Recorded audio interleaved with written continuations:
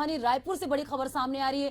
खाद्य विभाग की बड़ी कार्रवाई हुई है। 3500 किलो नकली पनीर खाद्य विभाग ने जब्त किया है। पुणे से रायपुर पहुंची पनीर की बड़ी खेप, 53 पेटियों में भरा हुआ था नकली पनीर। भाटागांव बस स्टैंड से ये नकली पनीर को बरामद किया गया है।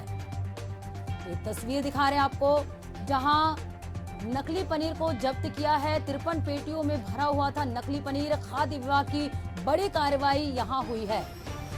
दरअसल भाटागांव बस स्टैंड से बरामद किया है खाद्य विभाग ने नकली पनीर।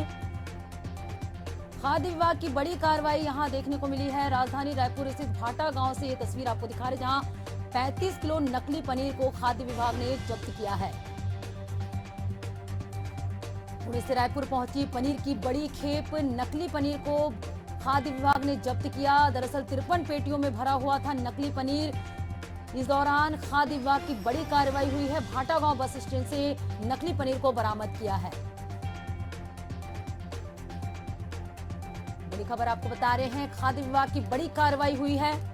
3500 किलो नकली पनीर जब्त किया है।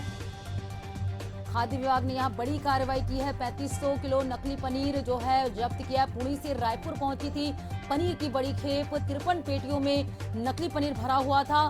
इस दौरान राजधानी रायपुर स्थित भाटागांव के पास भाटागांव बस स्टैंड से नकली पनीर को खाद्य विभाग ने बरामद किया है।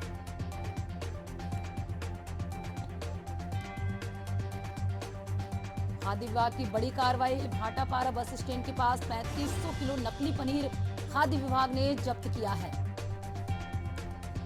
दरअसल पुणे से रायपुर पहुंची है पनीर की बड़ी खेप। यहां खाद्य विभाग की बड़ी कार्रवाई देखने को मिल रही है। 53 पेटियों में भरा हुआ था नकली पनीर।